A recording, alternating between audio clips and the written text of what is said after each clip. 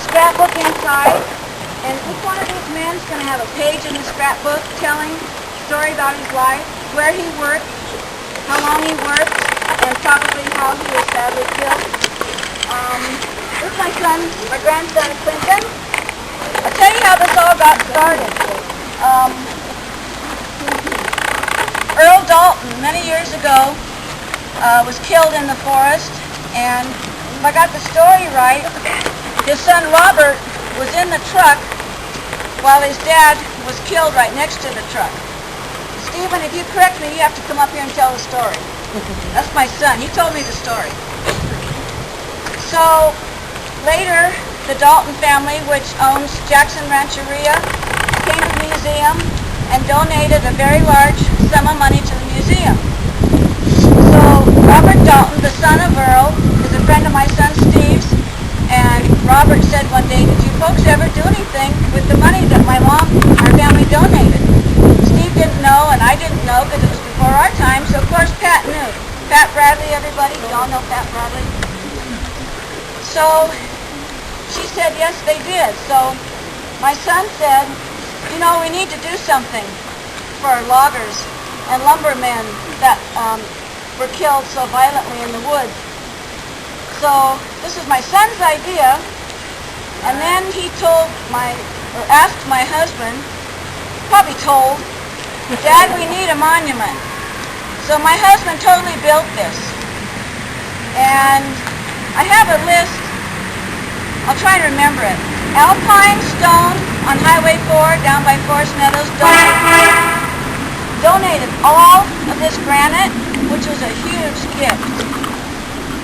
This came from the rock yard down in Wallace, you know, that big rock yard down there. We did purchase it, but they made it easy for us to purchase. Like you have to buy a whole crate worth, or what's the word, pallet. And he let us have just a half a pallet, which usually they don't do. So he was very generous with us. Gateway Press and Murphy's did these. And also, when I took this piece of granite to them, they weren't sure if they could do it or not. It really hadn't been done like this before. And one of our docents, she just left, her name is Nancy Meekum. She drew the picture of the logger, and he had such detail. You could see the texture in his shoelaces. You could see the seams in his jeans. So we didn't know how that was going to be able to be lasered. But Walt said they could do it. Walt, he runs Gateway Press. So they cut this section out because this is the size that could fit into the laser machine. So we were quite thrilled to see how it turned out. And this has really never been done before. So I've given the name Clint's Trophy in Sonora. Did the engraving part. And she says now that she's done this, she hopes to do a lot more. She didn't know she could do this. So we have some names here. We want more. Our plan is to have them on either side. And hopefully we won't need to put them in the back. I hope there's not that many men that lost their lives doing this. But we're very proud to have it. And we plan for it to go in a lot of newspapers. And because we want to contact a lot of other counties for them to add names to this. This isn't just for Calaveras County, it's for a lot of counties, and we'd like to, pay tribute to all these men across California.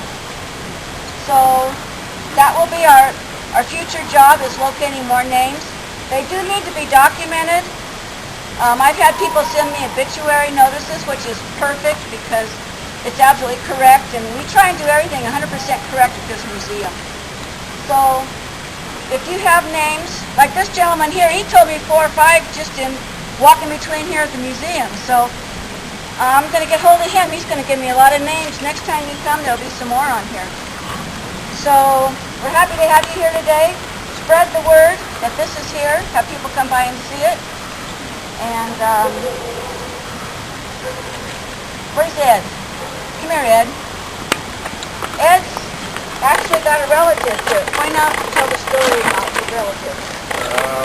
Roy Ballard. He was my uncle, and when we were young kids, I can't remember exactly how old I was, but he operated the skidder, and had an accident up in the canyon, ended up rolling down the canyon. That's how he ended up losing his life. But logging was very important to my family, and that's how my dad raised us. And every time I smell chainsaw oil or gas, I can always remember my dad.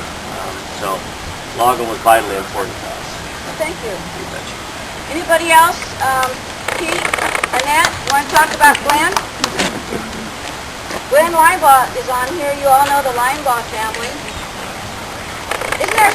Let's have a story about one of these men. You don't know the story, tell us. Come on, somebody that knows anything about one of these men, step forward. You could be in big trouble if you don't. You want to hear about Ray Hollingsworth? Yay, this is John Hofstetter, one of our docents on our board of directors, our secretary, and our website director. The only person ever killed at the Lake and Mill was, believe it or not, the superintendent, Ray Hollingsworth. And he was killed on a day when the mill was shut down for everything except maintenance. And Ray was the kind of guy that liked to socialize, and so as maintenance was going on, he was going from group to group, and he came up to a group that included my cousin Bill Wakefield and a fellow named Carl Fields, and they were moving some welding tanks. And Ray stopped them, and he was talking to them, and some guys on a kind of a second story area were getting ready to lift a beam from the place where Ray and the other guys were talking up on this second story. So they had lowered a rope down, and somebody was tying the rope, and Ray said, "No, that's the wrong kind of knot."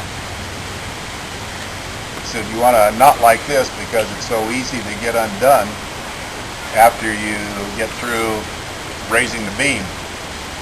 So he stood there talking, and they raised the beam up, and the knot was very easy to get undone, but they didn't have the beam far enough on this second story to be balanced, and the beam fell down and hit the three guys. And my cousin Bill was very badly broken up. Carl was all right, and Ray kind of shook it off and said he was all right. We got to get Bill to the hospital really quick.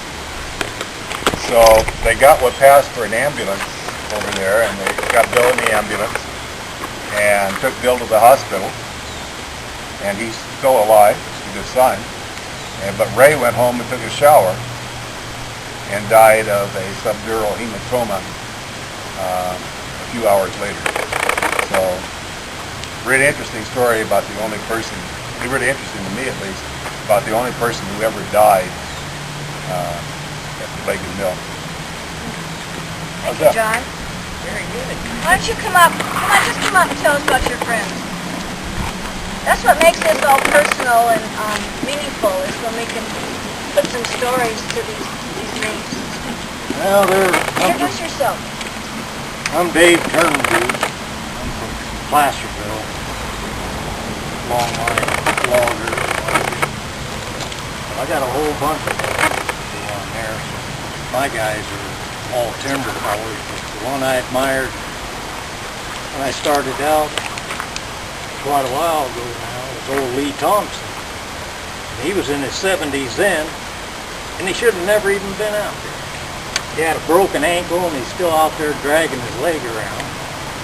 And so a couple of the young haulers had hung some trees up, and that's no big deal. You just walk up there and fall the one that's hung up in, and fall them both at the same time, and step the hell out of the way. But there was a bee's nest right there. And old Lee couldn't get around on the correct side of the tree, so he was so interested in keeping his eye on them bees, worried about getting stung by some lousy little meat eaters, that he didn't pay attention to the tree when it started creeping.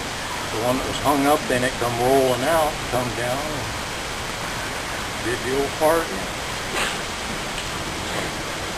And like Chris Hayden, I've done a lot of straight calling and handling contracts. He's from a long line of loggers too, but I taught him how to buck timber. And then a couple jobs ended and we lost connections there. I had to go to another job and didn't need his help, so he decided he wanted to be a timber faller and didn't work with a couple of the old veterans to learn the tricks and to be aware of, you just take a look down through the woods and you can eyeball everything and you know what to keep your eye on. So he'd fell a tree down through a thicket and it brushed by this snag. And they won't let you dump the snags. We used to just put them on the ground for safety's sake. There's plenty of snags out over the hills for the wildlife, birdies and little squirrels. So anyway, he had his back turned, was making his first buck on the log, and you know it, the snag decides to fall over.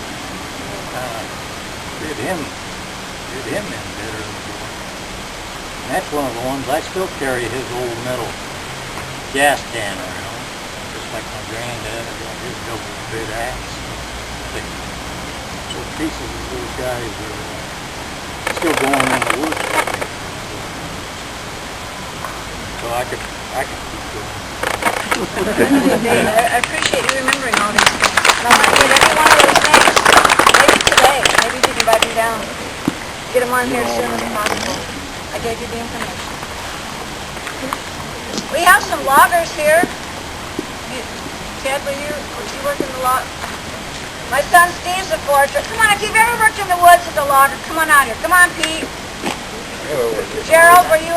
Come on. Am I the only one?